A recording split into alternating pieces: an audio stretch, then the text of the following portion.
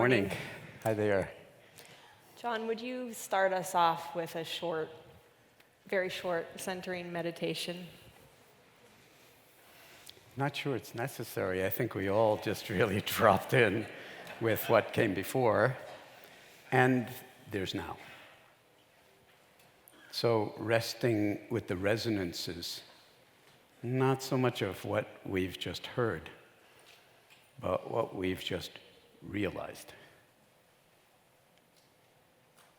in the previous conversation.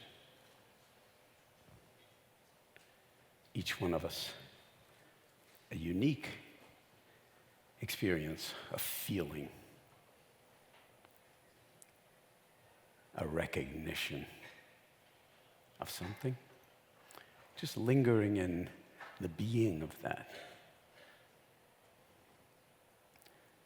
in silent presence, wakefulness.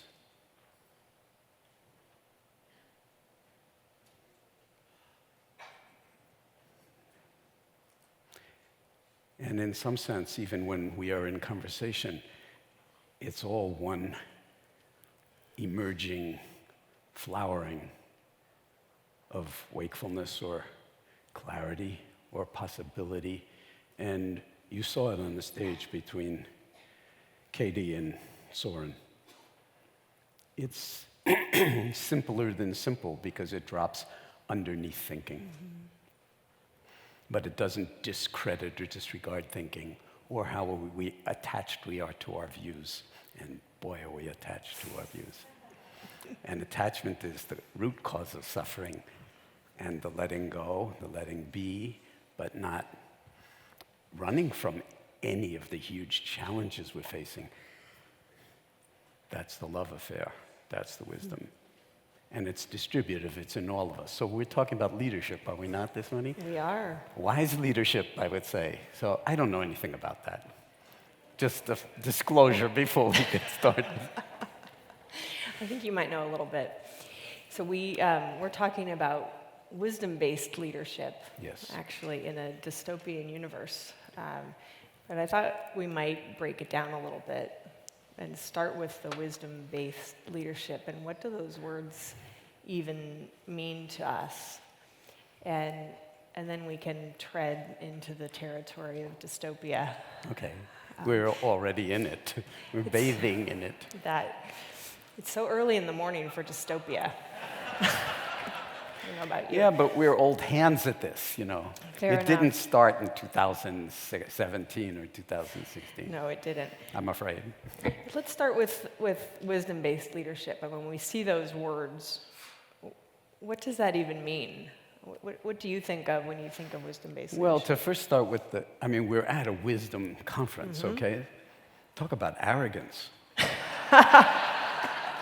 Never mind wisdom. 2.0.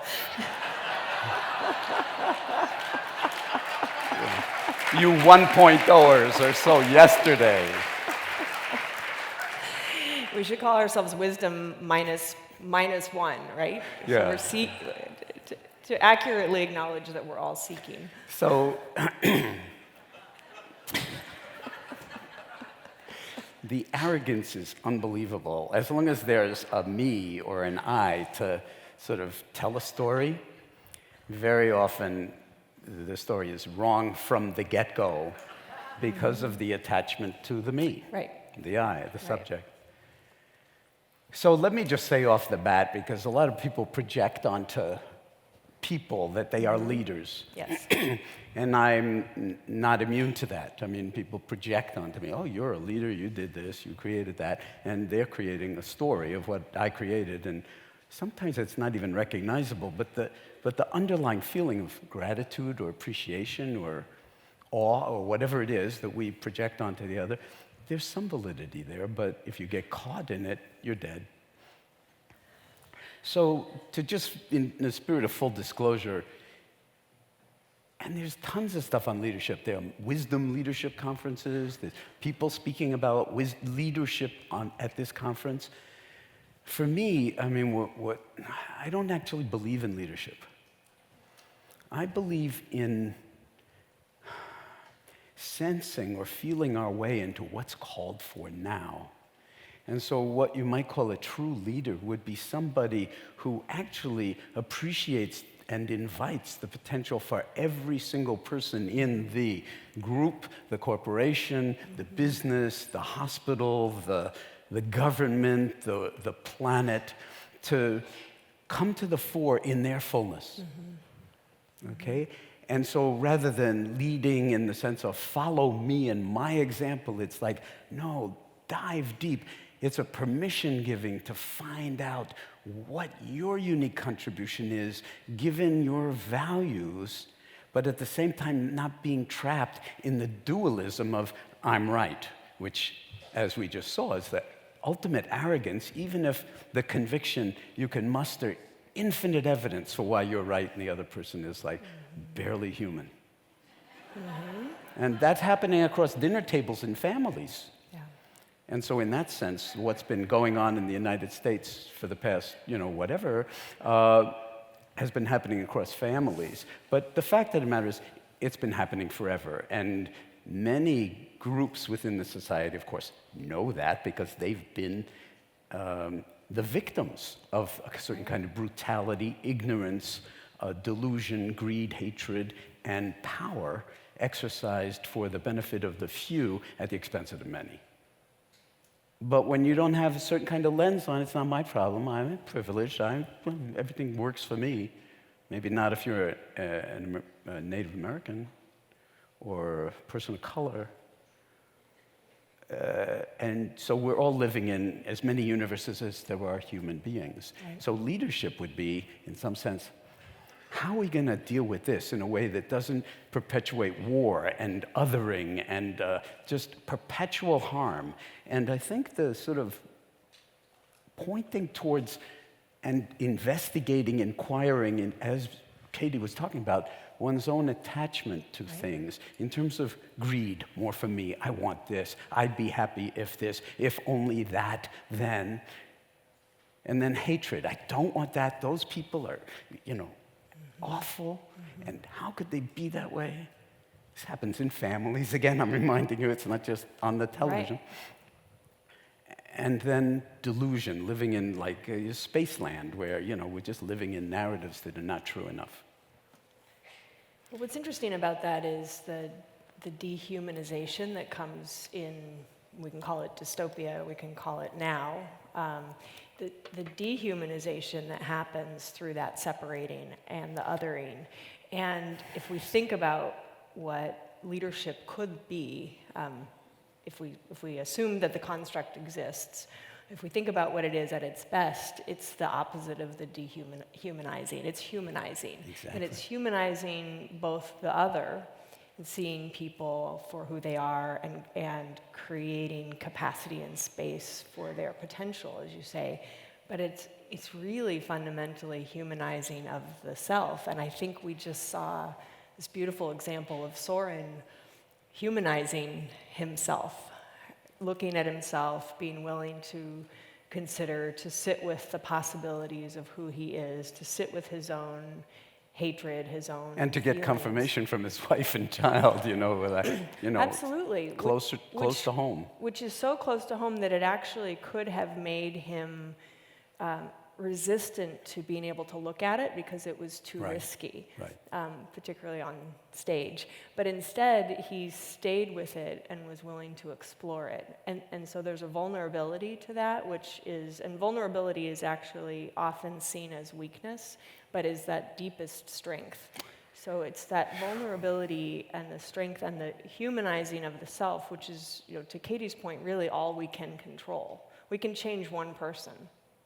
And in that changing one person, we may be inspiring or be a model or create space for someone else to change. And we may not. We don't have any control over that. And so there's something about leadership, when we look at wisdom-based leadership, which is, to me, it's the opposite of the dehumanization. It's the humanizing of the self and it's the humanizing of the other with some intention.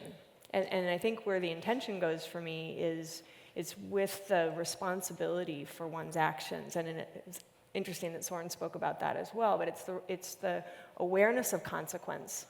and the consciousness that when one is in a leadership role, either given by others or seen that way, or has position power, that there is an amplified effect of one's actions. Yes. And so intention matters a lot, and that sort of the kind of the insight, the self-awareness and intention, and taking the responsibility seriously roll up to what leadership can be. Yeah, and I think that that's where the fate of humanity lies, actually, that the real challenge for us globally or as a species is actually to wake up and to recognize how much energy in us, for whatever reasons, when the human mind doesn't know itself, you get the killing fields of Cambodia, you get Auschwitz, you get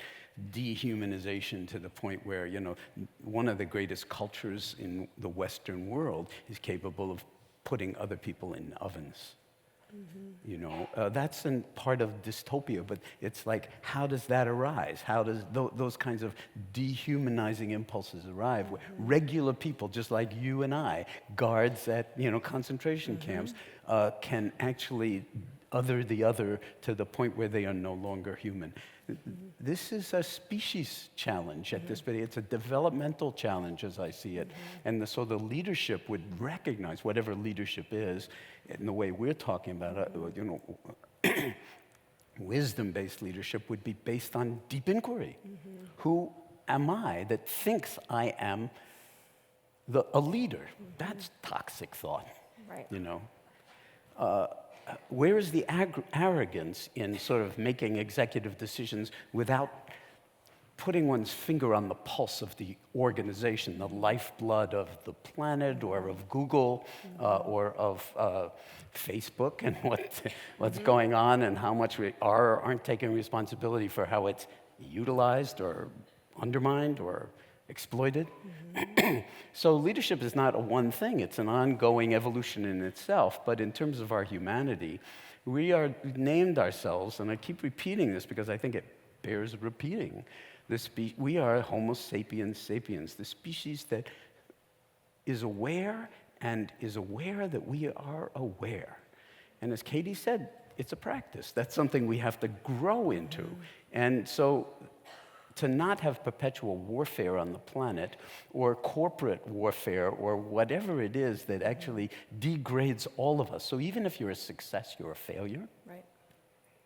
I mean, even if you have all the money in the world, you could be deeply unhappy and insecure and always need some other confirmation. And we're seeing this played out on our televisions every single day. It's true. It's a profound teaching.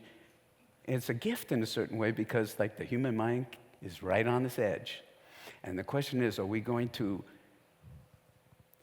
in some sense, tilt things in the direction of greater clarity, wisdom, kindness, compassion, and a kind of anti-greed that recognizes that we are all in this together, we're breathing the same air, we're drinking the same water, and we have to have enough resources of all kinds to be able to support our families, to support creativity, to support the body politic in the way that supports its members, or the planetary body politic. So that would, to me, be true leadership. You know, and you can read lots and lots of books about leadership. You know, I'm thinking of Jeffrey Sachs writing a book called The Price of Civilization. It's priceless to read that book and just inquire along that vector. But we need to sort of read all of the things that all the people are saying, mostly that we disagree with, and then finding out how to find the place where everybody wants the same thing. Dalai Lama is very clear about saying this. Everybody wants to be happy, right? Everybody wants to feel secure. Everybody wants their home to be nice, you know, and to not have somebody trying to steal it or kill them. Or kill them, right. And yet, like, if you're a Rohingya, this is, you know, by the millions, these people have been, like, destroyed in front of our very eyes, and nobody's taking full responsibility. Where's the leadership on that score? And you say, well, we don't have the resources, or it's nobody's responsibility. And the perpetrators of that violence are Buddhists. So that's going to really, you know, because this is like anti-Buddhism, but it's in robes, and it's inflammatory, and they're burning and raping and pillaging and killing people, and that's only one of an infinite number of examples. So it's like this really is, in some sense, a challenge for all of us to. It's like evolution could think, well, what can I do in my lifetime? Only everything. And why not start where you are? Then, you see, up here on the stage, you might be projecting, oh, Karen is like, what's your title at Google? It's Vice President, of People Development. People. I love that. People People development, okay? The word development in Pali is bhavana. We were talking about this yesterday, and that bhavana is the word in Pali for meditation. So people development is like meditation is required. It's not a luxury. It's an absolute necessity to know thyself. And in knowing oneself, one knows the lay of the land, what might be possible, new opportunities that the moment before you didn't see. Why? Because, as Katie was pointing out, the mind is so occluded it can't see beyond its own nose. Oh, and I love my nose, by the way, as friend. Me and my but you're nose, covered or with face, Katie's Post-it notes, and so you can't see the notes. self. And so it can become overwhelming, I think, John, when we think about what's happening in the world. Yeah. It can become overwhelming to think, where do I even start? How do I help the Rohingya? How do I help, not see a repeat of Nazi Germany? How do I help the families that are torn apart? How do I help poverty? I mean, it can become overwhelming. And I think and so for some that leads to then just turning away and saying, it's too big. And so there's something that I think we all, and I agree, we don't have the answers, but there's something that we collectively care about, which is helping people stay connected. Interesting that Sharon defined love as connection yesterday, which is to stay in love. Yes. And to be able to stay in inquiry and to trust that by staying in it, we can make a difference. And so how do you see people sort of navigating this sense of being overwhelmed and I can't do anything? And what's interesting is, I'll come back to my question to you, but as I talk about people being overwhelmed by what's happening, we other the victims as well as the perpetrators, and we put them in these categories of victims and perpetrators, and then we feel powerless to help and powerless to change. And so the question is, how do we as individuals, all of us, step in with what we have, and versus feeling it's bigger than me. And I think that powerlessness or helplessness is toxic, and yet it's very understandable and it's human. It's funny that you're asking me. I could just as well ask you. Fair enough. And we could ask our friends here. My answer would be any way we can. And if it truly is, if leadership or wisdom or what love is truly distributive, and it is, then it's a question we all need to be asking. And how do we get out of our own way enough and our own likes and dislikes to actually, we do not want to be talking in the bubble of all the people that already agree with us. That's part of the problem in this world, is we need to actually be in open-hearted conversation and relationship with people who think exactly the opposite of us, and then work with our own arising anger, indignation, arrogance, and everything, and find ways to do this that are the meditation practice. Mm-hmm. It is the inquiry, and it is moment by moment by moment. There's no there. It's always here. And can we actually navigate this territory in a way that has integrity and that is about non-harming? If we would, why not, medicine has this sort of Hippocratic oath that before you become a doctor in the graduation ceremony, you take the Hippocratic oath. And is primum non nocere, the first do no harm. Now, how would you even know if you're doing harm unless you are mindful, unless you're awake? unless you're compassionate enough to see how much trouble you can make just by a glance or a word that you're not aware of what its potential effect would be. So what about a Hippocratic oath for corporate behavior? Well, I don't know, but, you know. Absolutely. What about a Hippocratic oath for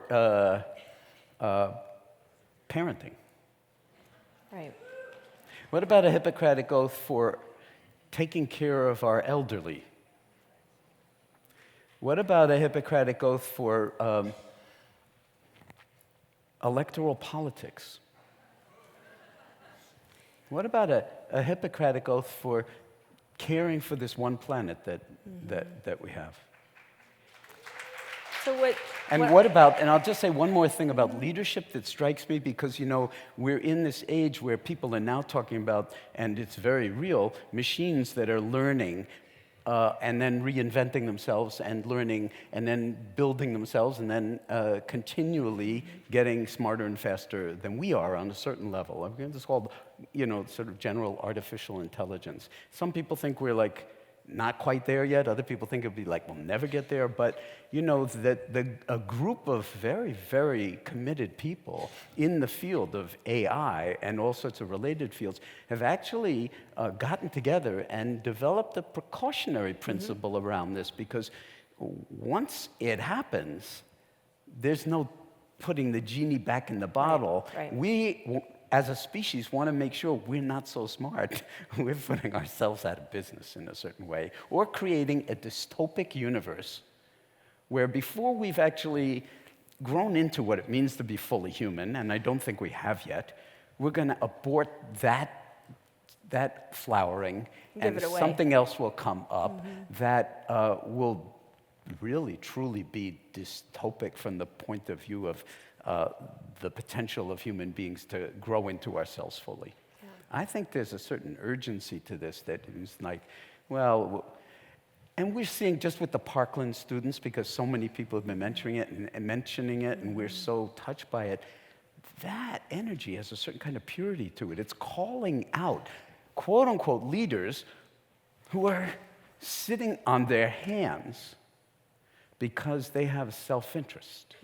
And you saw the full-page, doubles-page ad in the New York Times of how much money every single congressman and senator is taking from the NRA. So, like, how do we do that without othering them?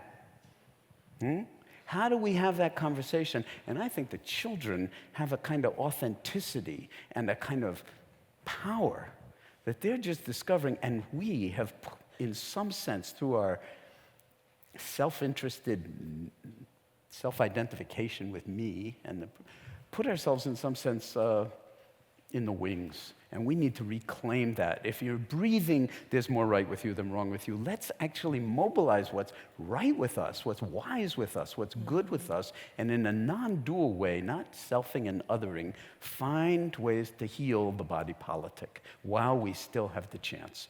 All of us together, the old, the young, and the in-between, Republicans, Democrats, you know, everybody, the people of color.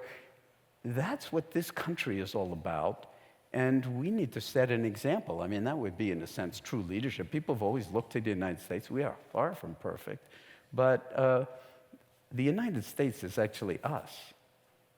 And even if you're not American, and I know many of you are not American, and many Americans might not even want to identify as American at this particular moment in time, but the world needs all of us. It's, in some sense, it's so much bigger than any one country. Well, that's the thing. Aren't those distinctions, whether they're country identification, company identification, all of those are somewhat artificial distinctions when you think about humanity.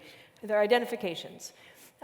But they're just one identification, and they actually enable othering as much as anything else. Right. You know, the non-Americans or the Americans or people who work at a particular company. All those distinctions are just part of a complex set of identities. And even when we talk about, you know, the Hippocratic Oath for all of the important populations that you name and causes that you name, in a sense, why do we need separate Hippocratic oaths? Because in a sense, as humans, there's something about having a Hippocratic oath to being human, which is to something about that, the insight into the self and the responsibility that we have to take responsibility for our actions, to understand our motivations, to be willing to look in the mirror and to seek to understand humanity, and maybe especially the humanity that we find ourselves moving against. And so when we talk about the politicians in the New York Times, we pride ourselves in a sense, or we take some sense of satisfaction in shaming them. But how does that help us in the grand scheme in terms of humanity? And that's where I think it gets so complicated, because you become, a little dose of self-righteousness can feel empowering, and yet it does the others. And so I think the art here, and in a sense, again, we watched Soren do this. The art is recognizing the feeling, the thought, whether it's arrogance or whether it's so-and-so is acting out of self-interest. These senators are acting out of self-interest when they're taking money from the NRA. Well, if they're acting out of self-interest, is it true? Yes, it's factually true. But what does that actually mean? And recognizing that that's an identity of these people, and there are other identities of these people. And how do we speak to their other identity in a way that allows their other identity to flourish? And that, to me, is what leadership can be, is when you're pushing yourself to flourish and not being satisfied with where you are at any now, and you're also creating the opportunity for others to flourish versus being put in a box, because we don't win when they are labeled. Yeah, well, that's why the question, is that true, is so powerful. It's so powerful. Because, yes, that's true.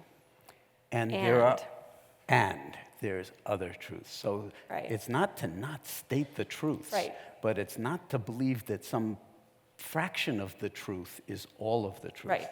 And I think people find, often when we talk about compassion, and Roshi Joan talked about compassion yesterday, there's a sense that compassion might be weakness or soft or passive.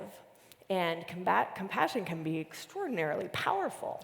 And compassion, especially in the face of a truth, an unpleasant truth, can be particularly powerful because it creates the opportunity for someone to flourish in what they can be. So there's something about how to hold the reality of the truth when it's true and still stay in it. And I think that's what I really the see nonviolence people of coming out the civil rights movement, Yes. the nonviolence that ended British imperial rule in India. I mean, that's a fine art. That's powerful. Yes, That's a fine art, right. okay?